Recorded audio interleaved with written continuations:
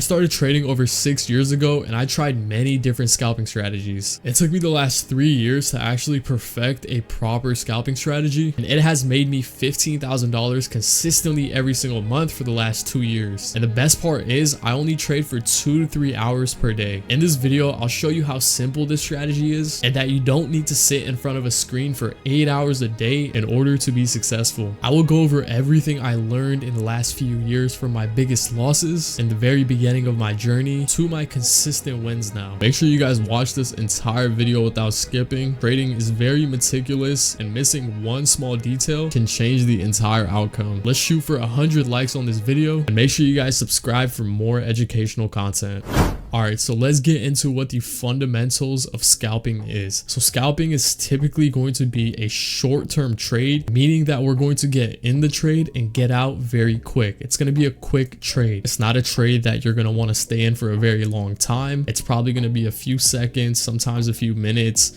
It's never going to be a couple hours. The moves are often a few candles. So this is very important. When you're scalping, it is oftentimes going to be on a small time frame. So between the 1 minute to the 5 minute, and it's going to be a few candles. Now, the difference between scalping and long-term trades is when you're on a smaller time frame, the candles feel like they're moving a lot, and this can lead to easy FOMO. So when the candles feel like they're moving up and down really quick, sometimes you're going to feel like you're gonna miss out on an opportunity. This is the number one thing you want to be careful of. Do not chase trades or chase something that you missed. Just because you see a few candles that are green does not mean you want to go in long. Just because you see a few candles that are red does not mean that you're going to want to go in short. So now that we got the basic fundamentals out of the way, now we're going to focus on the scalping checklist. So I created a small checklist for you guys to check off every time you guys are entering a scalp. So you need to scalp a ticker that has volume or liquidity. So tickers such as SPY, Tesla, QQQ, ES, Apple, all these tickers have very good volume. Whenever you're scalping, especially in options trading, you have something that's called theta decay. When there isn't enough volume to move a stock in a certain direction or not enough liquidity, your contracts are going to start decaying in value because it's getting closer to expiration. Usually when you're scalping, you're going to enter 0-day contracts or 1-day contracts. So you want to pick a stock that has liquidity or has good volume. You never want to be stuck in a chop where it's just moving sideways and your contracts are losing value. If you don't understand what I just said there, you probably don't need to worry about it because I'm specifically talking for the options traders. Another thing that's very important when you're scalping is you need to have an identifiable trend. So you need to be able to understand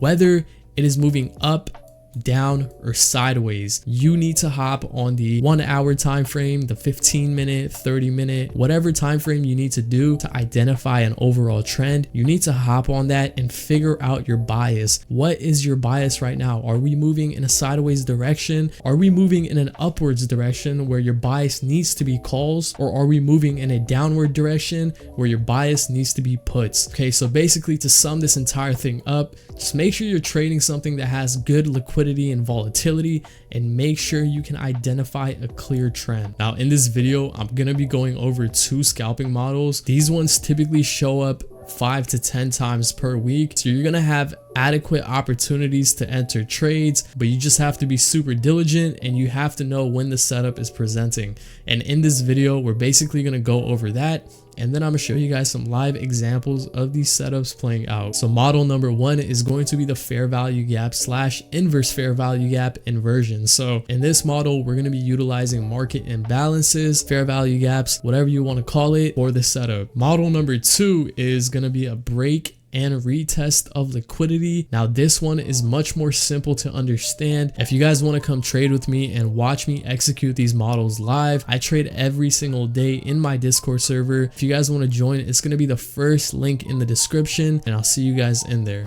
So this is an example of the first model I was talking about. This is the inverse fair value gap model, and it's probably one of my favorite models to trade. Typically this starts with a huge flush to the downside where we create an imbalance. Now, what does an imbalance look like? I have an in-depth video of what a fair value gap and inverse fair value gap looks like, so make sure you guys go check that out. I'm gonna put that in the description. But to keep it short and simple, fair value gap or the imbalance is this candle right here, and you just want to use the candle before and the candle after to mark out of where your imbalance is going to be. This is a bullish indicator for us. Come back, retest it, reject off of it, sweep our order block down here, and we just moon to the top. Now, this is actually a live example of a trade I took in the Discord server, and I believe we secured a nice 60% trade on one-day contracts. You guys can see this model plays out once again near the end of the day. So create an imbalance down here, bounce off an order block, break the inverse fair value gap, come back down, and then we just shoot up. So this is example number 1. So model number 2 looks a bit more complex. However, it's the more simpler model. It just has a few extra points that you need to pay attention to. First and foremost, when we open, we have an instant rejection, meaning that there is strong sellers at this level. So that's the first thing you want to mark out. Eventually, we come back up and retest that exact level, and we have a huge push to the upside. Now, this push right here is an indicator that we're past this liquidity level. So once we break a liquidity level,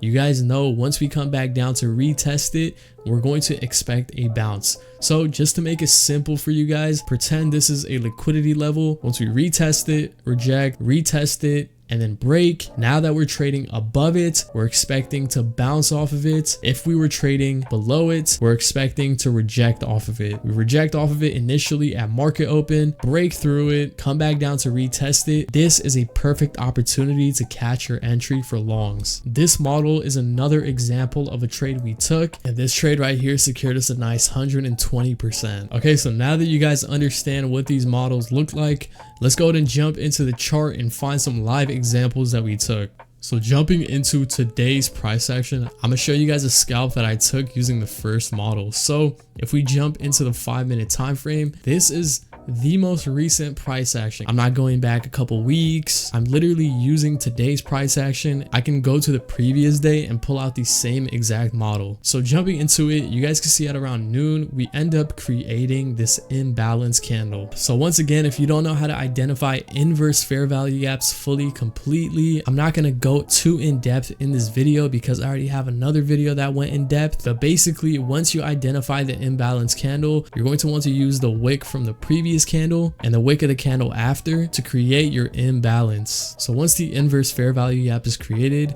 this is where you're going to enter your long position once we break into the gap. In a scalp, you want to be in and out the trade, so you're going to target the highs here, and for your stop loss, you're going to want to set something conservative, also to where you don't have a terrible risk to reward ratio. Just to prove to you guys that I'm not cherry picking these models or strategies, I would literally go back the previous day and I'll show you guys the same exact setup playing out twice. Actually, not twice, but 3 times. So if you go look at the imbalance we created right here, we have an inverse fair value gap. Now on this trade, I did enter a little early. I entered at the liquidity, but you guys can always enter at the break of the inverse fair value gap, and then you want to target your highs. As the trade is running, you want to just let it run. And to zoom further out, I'm going to show you guys how this also plays into model number 2 that we talked about. So remember the structure I showed you guys in model number 2. So we ended up going up and retesting liquidity, rejecting off of it, retesting again, slightly rejecting, eventually breaking liquidity. Now, what does it tell us?